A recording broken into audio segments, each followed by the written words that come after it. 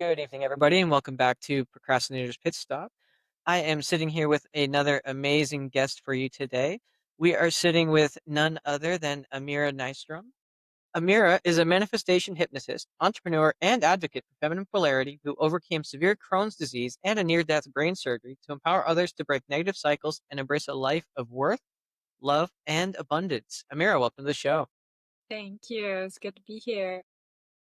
We're happy to have you here, and we have some interesting ground to cover for sure. But before we do have an icebreaker we like to have on the show. And the question for you today is, which cartoon character do you resonate with the most and why? I think probably Elsa from Frozen. When I moved to Hawaii, I just kept singing Let It Go, all over as I traveled around. And yeah, it was something that really connected to me that it was this sensitive being that had her little superpowers and then they ended up being used for good. I like that. I like that one. And you just got that song "Let It Go" stuck in everyone's head again for the next 10 years. So Okay, good. okay. So, Amira, how do you define procrastination, and what does it mean to you personally? I guess I see it as the robber of dreams, that it's something that, it's so easy to float into it. It's like this silent, sneaky sabotage that just says, we can do it tomorrow, we can do it the next day, we can do it next year. It's okay if we don't do it. And then all of a sudden you just realize you're living a small life and not stretching and not growing and not evolving. And so for me, procrastination is like, yeah, I see it as like a sneaky little elf that shows up and just whispers in my ear, it's fine if you don't do it today. And then if I listen, that's one path. And I try really hard not to listen to that. And then if I don't listen, then I step into more of what I actually want in life. But I would say, to be honest, it's like 50, like every day is a coin toss if I'm going to listen to it or not. And we all know there's no one, silver bullet or 100% cure all fix all, but what's been your secret sauce to getting over? Um, I try to picture what one decision leads to. If I picture letting myself get away with not doing something, then what will that decision times 100 days look like? And if I do the thing that I'm supposed to do, then I picture what will that decision times 100 look like in 100 days or something. And I just keep trying to, I guess I get myself more and more in love with where I'm going, and then it becomes easier. It's like, obviously I do the things that I need to do to stretch. But if I ever fall out of love with where I'm going, then I'll let procrastination win. And so I tend to set like weekly goals. And so when I do let myself off the hook, and then 50-50, I tend to do the stretching. It's kind of like with a few goals a week, I probably, if I have 5 of them, I'll try to make sure I get like 3 of them done or something like that. There's definitely a few days in the week where I'm like, no, but for the most part, as long as I'm moving forward, then I'm pretty happy with it. I like that, the visualizations and then having, 3 or 5 goals a week, How do you decide what goals though? I guess it depends on what my focus is right then and there. Right now, I've been working with people one on one with hypnotherapy and solving problems like sleep and nail biting and smoking and stress and anxiety and all this stuff. And I love the one on ones. But my most recent goal started this like 2 days ago. And it was within the next week, I'm going to record at least 5 meditations. And that way I can reach more people. That way I can help more people. And then my clients themselves will have a library of meditations that they can use. So I think the goals are sometimes they're driven by me, like what I want in my life. But the goals that tend to have more power and more energy behind them tend to be the ones that are focused on how can I help more people and how can I show up more? Because really, we're just in this little life for such a short window. And, um, and I do believe we all have some unique magic that we're meant to offer to whether it's our close group of friends, maybe it's our close family, or maybe it's a bigger group of people, or maybe it's people that have the life that we had 10 years ago. I just think we all have magic. So if I focus on who I want to help, it gets quite easy. If I focus on like self gains, that's when I tend to be like, well, I maybe don't need to do that. So it has a different kind of charge to it. No, I like that. I like that. And why don't you tell us a little bit about your journey, how how you got to be where you are? Yeah. So I had a 1% chance of surviving this brain surgery, and that was about 11 years ago now. And then against all odds, I succeeded. I came out of it thriving, I think. I lost some memory, but like honestly, who needs to know everything?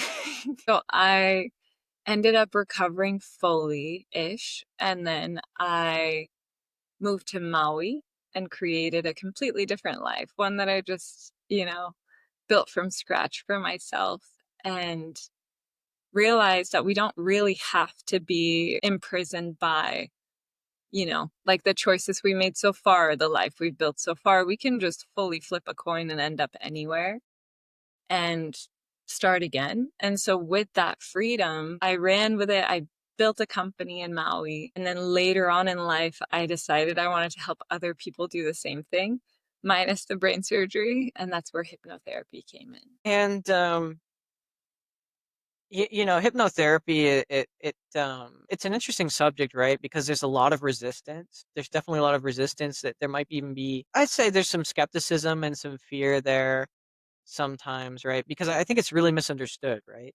Yeah, like one of the common things is you'll be able to control my mind, and then I won't be able to open my eyes or move my arms or something like this. But that doesn't really happen. I always tell my clients that hypnotherapy, like going into trance, is really the state of being so relaxed. Like if you can imagine being so relaxed on the couch, having maybe friends around, but you're basically asleep. But if somebody said, I have pizza, you could pop up. And so it's kind of this relaxed state. You always have that control where you could pop up. But ideally, the more you surrender, the more you receive.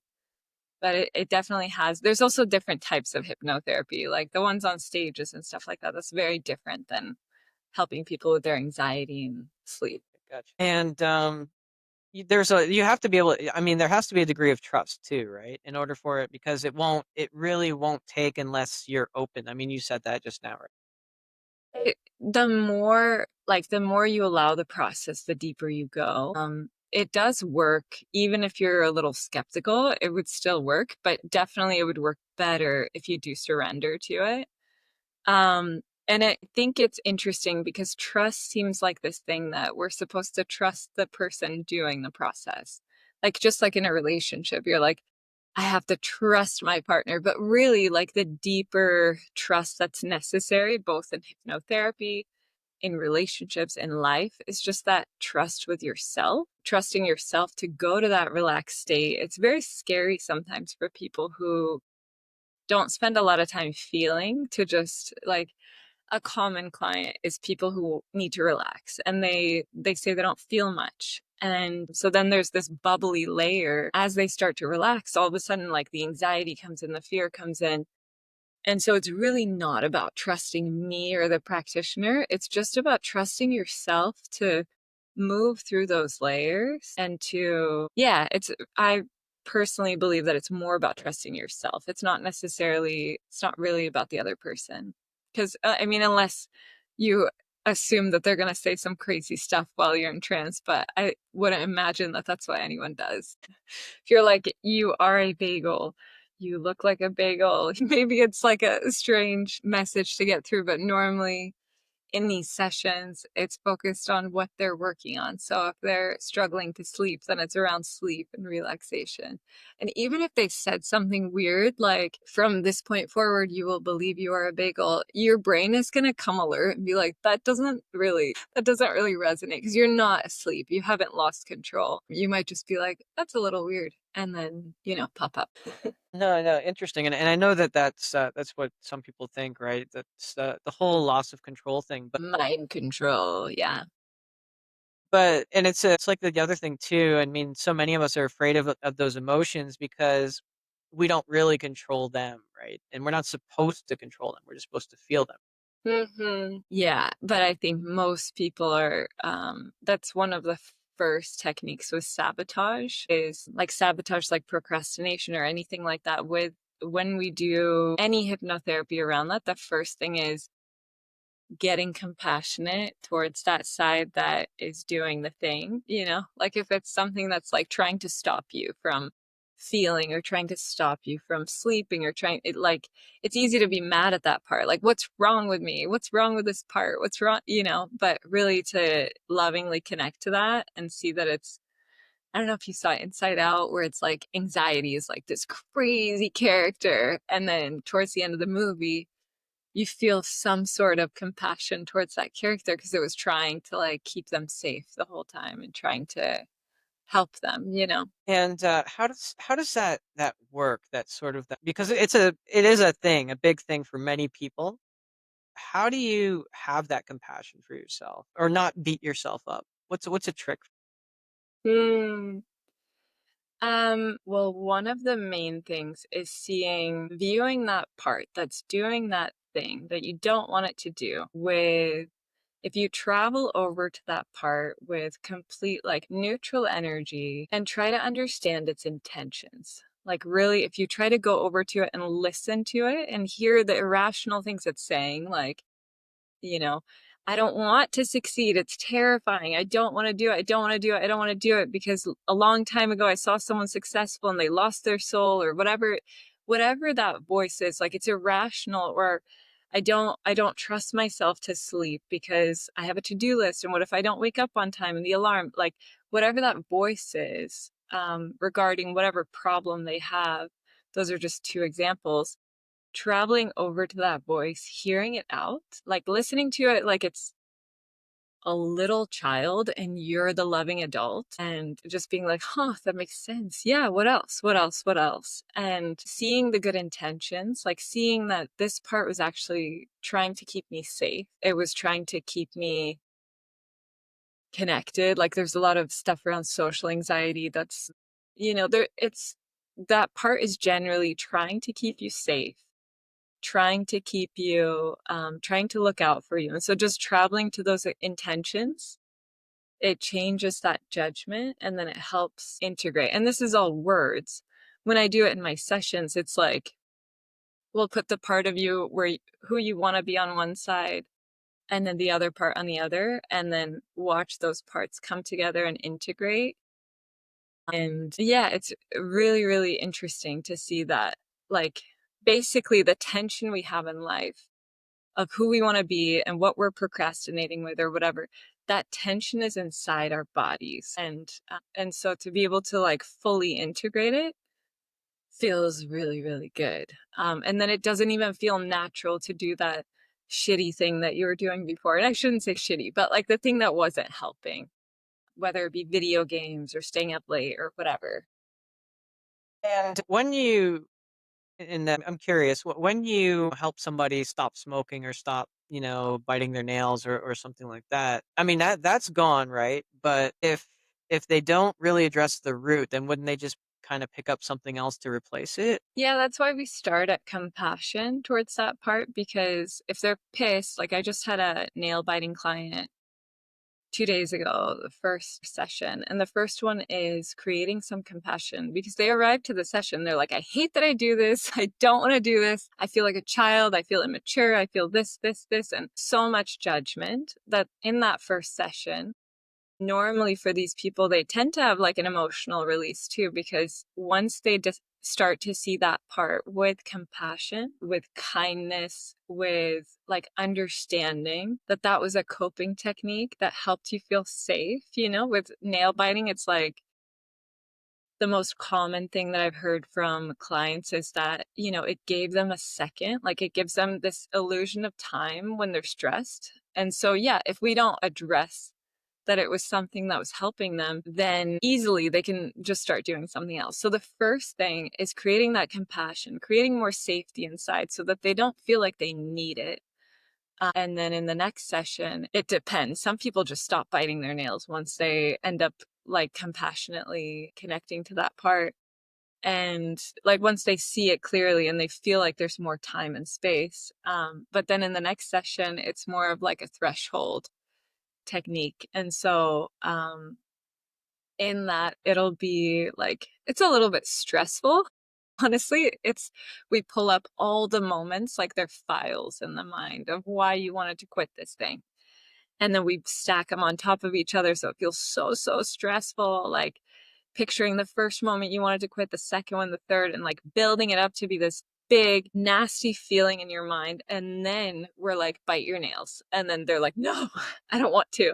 And so it's really interesting that, we start with love. And it kind of makes me think of that quote you said earlier. What was it? It was something about we either we bring the comfort to, you say it.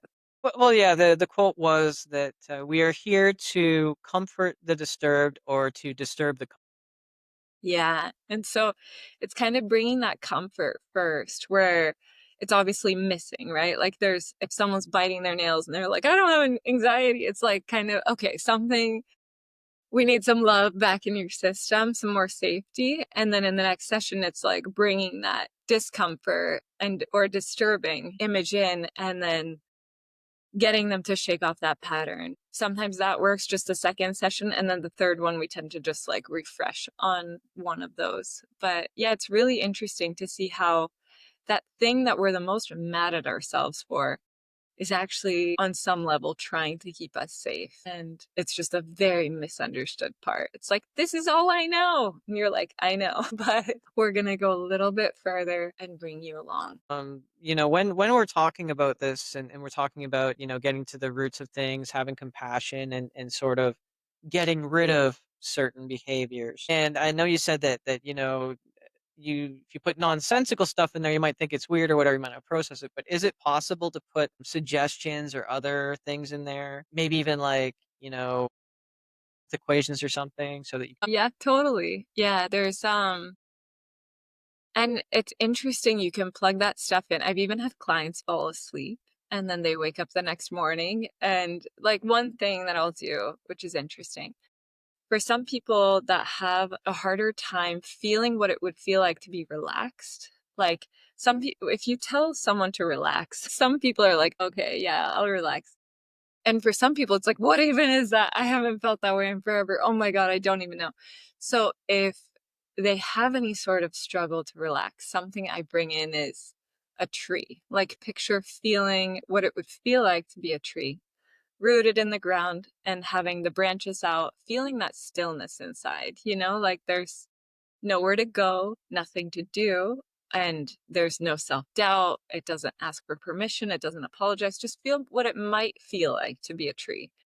And so something interesting is the next day I had someone text me and he's like, I feel calm like a tree. And he had fallen asleep during the session. And I was like, oh, it's really cool. Cause after the next morning, he's like, I don't really remember any of the session. I fell asleep and like I probably, I don't know what I got from it or whatnot, but I do feel calm like a tree. And I was like, do you remember any part of the session having anything to do with a tree? And he's like, no. So that was really interesting. He's like, but now I just feel connected to trees. I'm like, huh, it's really cool to see how like you can definitely plug in all kinds of stuff. Like I know for athletes, they'll picture themselves hitting the hole with the golf or hitting the basket, and then they'll picture that over and over again, and then they'll be able to do it more easily in their real life. And I'm sure with math too, if you wanted to plug in an equation. I've personally never done that. I've never been asked, but I'm sure it would work. Yeah. Interesting. Another question that I'm sure you get a lot is how quickly do you see like a difference? And Yeah, this is interesting because it goes faster than I believed it to be possible, which the first few times, like I was working with an insomnia girl that she hadn't slept for years.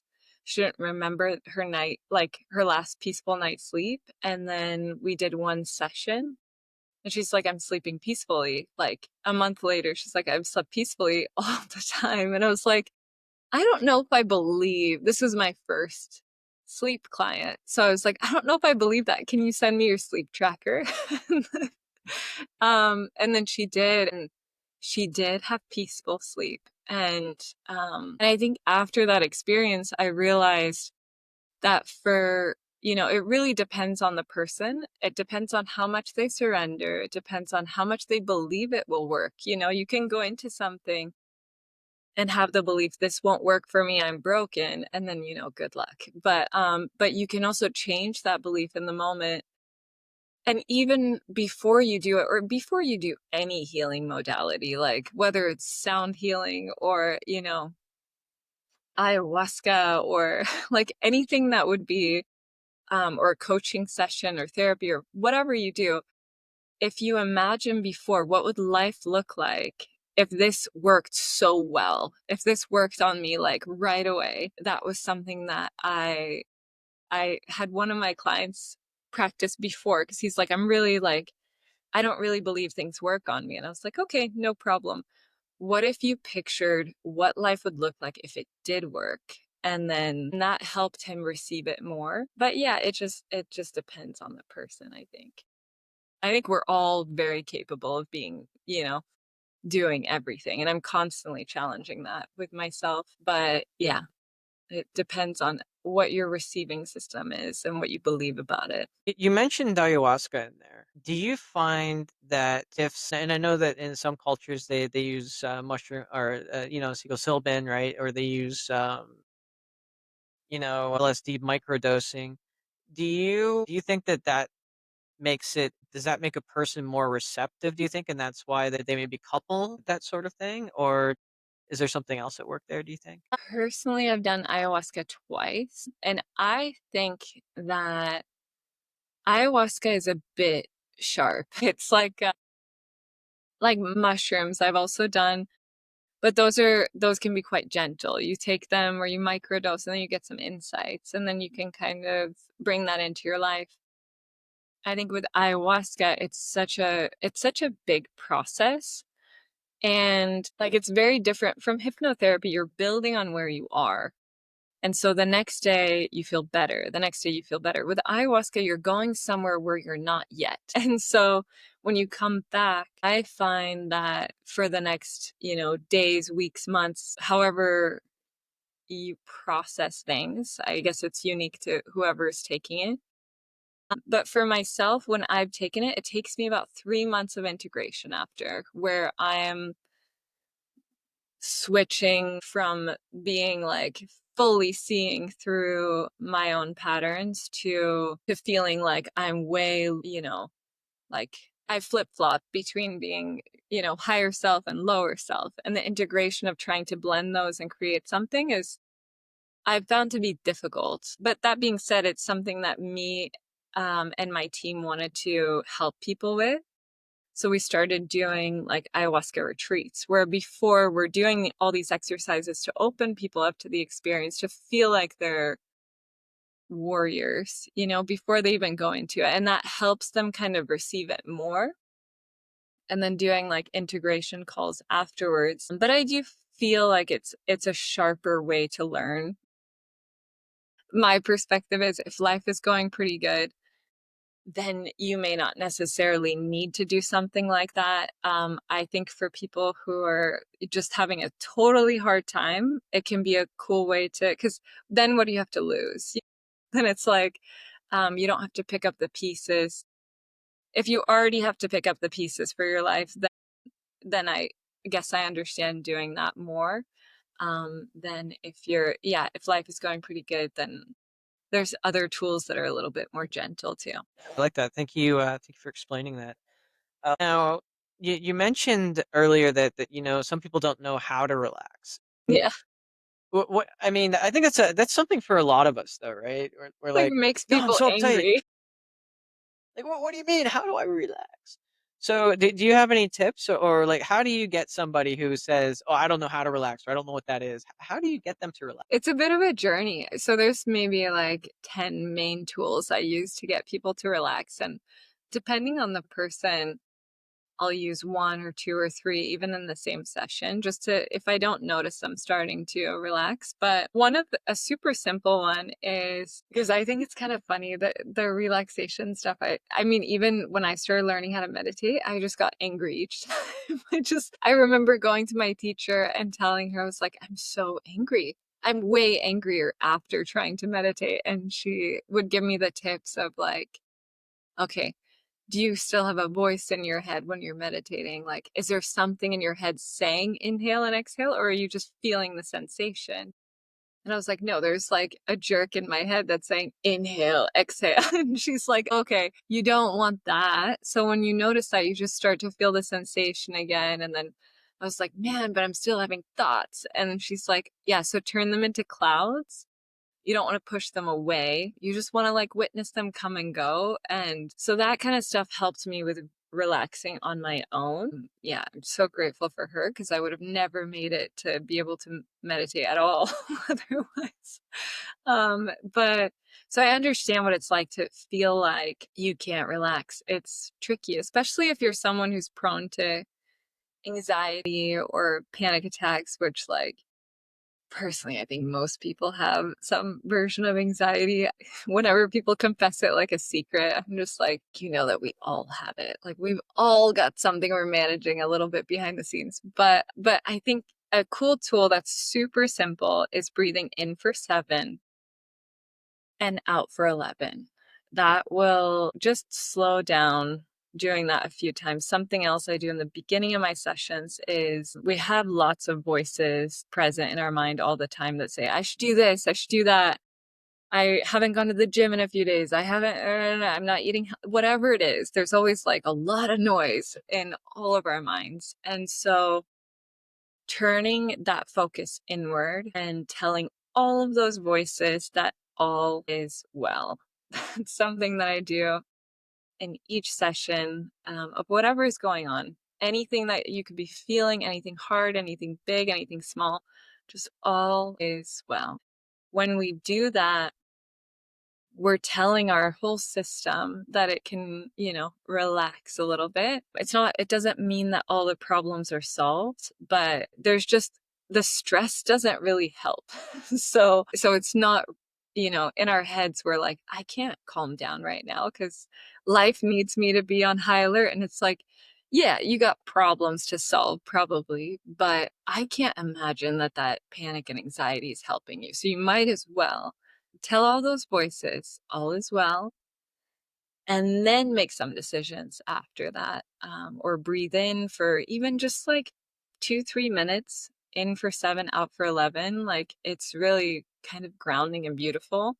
And if you have lots of thoughts, not to make that wrong, just enjoy the show of what's coming up. Like, I feel super stressed over where my kid is, or I wonder what my partner's thinking, or is my friend mad? Like, just notice and then just keep breathing. And then afterwards, you can make some notes. You can decide on the antidote for those thoughts, or you can just not even worry about it at all. But yeah, I think that that's a really cool thing. Just all is well. It's like a soothing, grounding thing that I even do for myself. I like that. The breathing in for 7, out for 11, picturing your thoughts as clouds, and telling the roommates in your head that all is well. I like that. I like that. Yeah, the ones that are living there rent free, just taking advantage of anything that goes wrong or right and adds a script. One question I had for you is when and again, you brought up your one client who said he was asleep. Do you think that it makes a difference because some of those affirmations and things and downloads you get, you play the app on your phone, you listen to it while you sleep, or you listen to it while you're meditating. Do you think there's a difference, or do you think one is more effective than the other? I think it's more interesting for the person if they are awake. I mean, in trance, like the right before your sleep state. I think it's more interesting because for them to come in and out of it, um, and to have had that presence and focus on the journey, there's a few things where they realize they're in control. And so when you sleep, you're gonna probably have like a lot of the benefits still, but it is missing that part of feeling like you're completely in control. When you're like, one exercise is we have them go into the control center of the mind and press some buttons of like turn on the confidence, turn it all the way on and like, get excited. And then there's also like turn up the relaxation. And so once they start to realize they're the ones pushing the buttons, then even without a hypnotherapist or without a guide, they can go to that state themselves. And so that part is cool. I feel like when they're awake, they're building not just the state, but they're also building how to get there themselves. Whereas if they're asleep and they don't remember the process, then they're probably still going to get the state benefits of like, feeling more calm the next day or whatever it was they were working on. And then, but it also depends, like those meditations on YouTube that are focused on just anybody, like it's not specific to what that person is going through. It can work, and then it also, could not work. It just depends. One of the things that I focus on is building resilience towards the things that have power over you. So when you're in that peaceful state, when you are relaxed, we start to bring in those things that would stress you out, and that's unique to the client. And so they're building resilience towards, whatever it may be, like my phone calls with my mom or my work or whatever. And so from that relaxed state, we're like, now that you feel this relaxed, imagine these things that you felt before. And then you feel the peace while you're picturing that thing. So when you go into interacting with whoever triggered you before, you feel a bit more powerful. But definitely the stuff on YouTube is like better than nothing, to just go and create the relaxed state. I guess I only say that because if it didn't work, if someone tried that and they're like, that didn't work, I wouldn't give up on the whole process. I would just like search around and see if there's something that speaks a little bit more deeply to what exactly they're going through. Oh, I like that. Thank you for explaining. There's some pretty amazing stories out there from hypnotherapy and the mind body connection. We've heard stories of people quitting smoking in a day, quitting biting their nails in a day. We've heard stories of there was a truck driver specifically. I remember somebody telling me this, where he had back pain, like a lot of back pain, right? And he was driving for like 16 hours a day back when I guess they weren't supposed to do that. But much like you were talking about the control center, he said with his, I guess in his hypnotherapy, he went in and they just dialed it back so the pain felt like heat or Mm, something. So he was actually able to sit there and do that. Have you ever seen anything similar or anything else that's been really yeah. amazing? I mean, I think the health stuff is crazy cool. I don't really know. That's one area I don't focus on like too much with my clients, but I did have a girlfriend that was just convinced something was wrong with her. She's like, I keep having these headaches. I keep having, like, I'm just every maybe few sentences, she just had gotten herself into a loop where she kept saying, something's wrong with my head. Something's wrong. Something's wrong. And she had crystals in her ear and she had a few other things going on and it didn't totally make sense by the doctor. And so she came upstairs and we were just hanging out and I just thought hypnotherapy would go a lot quicker than listening to like just hearing her out each time. That doesn't really solve much. Like it gives her that venting space. And so I didn't really know if it would work, but I just did a hypnotherapy session on her, just imagining that her body's perfect and healthy and strong and vibrant and alive. And that when and because I knew this is what I mean by resilience. It's like once you know the signals, like she had an addiction to thinking something was wrong with her.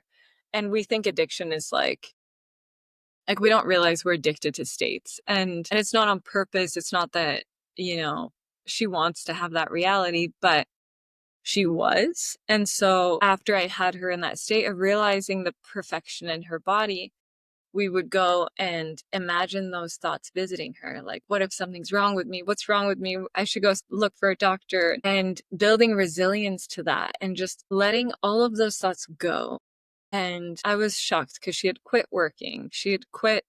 She's like she works in the ocean. And so with the ears, it was just tricky. She had quit doing lots of stuff and she was just home all the time. And then after doing this, she returned to work. She returned to her social life, and she wasn't my client. She was just my friend. So I didn't really check in with her the way I check in with my clients and kind of like keep up with how they're doing. But then, a few weeks later, she's like, I think all of this is because of the hypnotherapy session. And I was like, what? Really? And she's like, it just changed something. I just felt like nothing was wrong with me. And like when I feel pain, it's just pain. It's, because the problem, just like that truck driver, the problem isn't really like the pain is a problem, but I think that the bigger problem is the story we make around it. Coming from myself too, I've had severe Crohn's disease. I used to live in the hospital, constant emergency room visits, constant problems, constant blood, and just struggle. And I don't feel that the main problem was the pain. It was the story I built around it, to make it worse, because our thoughts make it even, better or worse. So that truck driver could be like, oh, it's just heat, actually. And even anxiety, you can just switch it to be like, oh, it's just a sensation in my body. And that's a lot harder than like just in thought world. That's pretty impossible. If you're having a panic attack, to just be like, it's just a feeling. But if you can rewire yourself to really believe that it's just a feeling in your body and then not do the stuff, because feelings pass quite quickly. It's like if you have happiness, sadness, like it all just kind of comes and goes unless we're adding to it ourselves, unless like we're adding a story to it and then we're growing it. And so what she didn't realize is she feels this confusion with her crystals in her ear. And then she's like, what's wrong with me? What's wrong with me? And it grows it for hours and hours until she's at a point where she would go to a doctor. But yeah, so that was probably one of the cooler miracle stories I've seen, because now it's months and months later and she's not dealing with that at all. And that's pretty magical. I mean, especially when it's like loved ones too, because I see her every day. So I get to, benefit from that energy just being stronger. And I mean, what more could you want for your friend? But yeah, I would say that's probably one of my cooler, unique stories that I didn't even know it could work like that. I did try it on my partner that had a cold and that didn't work as well. So I tried it on, he had just gotten a head cold, and I did the same meditation, and maybe it sped it up because he felt like he was just dying. He felt so sick. I mean, fevers are not fun. And I had pictured in the meditation him waking up the next day feeling way better. And then it took another day. So I can't say that that worked. Maybe it sped it up, maybe it didn't. But yeah, I don't know that it works on colds as easily. No, I like that, and that's such a great story. This has been a great conversation, Amira. I could go on that for like this for like hours. I mean, I really love the topic, obviously. But is there anything that you wish I would have asked or but didn't ask, No, or I anything think we you should have asked covered? really interesting questions. It's fun too to yeah, to just talk about this stuff, because I normally only talk about it if it's to clients, and then it's very different. So it's cool to just kind of talk about the overall practice of it. So what's next for you, Amira? Well, now, because I'm not going to procrastinate, I'm going to start recording these meditations and make those available to people. I get so much out of like creating, it's fun. Relaxation is nice. Also, confidence is so cool to create so much confidence that you just feel on fire. I had a client yesterday that just like popped his eyes up at like towards the end of the session. He's like, I can't even finish the session. I'm so freaking stoked about the next steps. And I was like, oh, okay, go, you know? Um, so I think creating those states to be available, like confidence, relaxation, all this stuff for myself to have that library of states, and then also to share that with more people. That's my next focus. But yeah, I have lots of fun retreats coming up, and yeah, just putting a lot of focus on that and sharing this stuff more in group settings. I'm very comfortable and I love the one-on-ones. And lately I've just been branching out and trying it with bigger groups, and that's yeah, pretty cool too. So that's my next. Awesome, I love that, love that, and we're gonna hold you to those recordings. I'm gonna call I'm gonna Yeah, call do you, I'm gonna call you and say, it. "Hey, did you Are get you? this?" Oh, that'll be good. And just before we go, Yeah. where can our listeners, find information about you, learn more, maybe sign up for those recordings? Yeah, I think Instagram's a good place to find me at Traveler of Love. I also have a website that's activatewithamira.com. And then for retreats, I would look at like Fearless Expeditions on Instagram. Yeah, those are probably the best places to find me. Excellent. Thanks so much. And to all our listeners, don't worry about getting a pen and paper. We are going to have that in the show notes for you. So that it's, below the show. So it's easy for you to find. Once again, thank you for tuning in to Procrastinators Pit Stop. Just remember, if you can't find that motivation or inspiration for yourself today, maybe just go out and be that motivation and inspiration for someone else. And we'll see you again next time.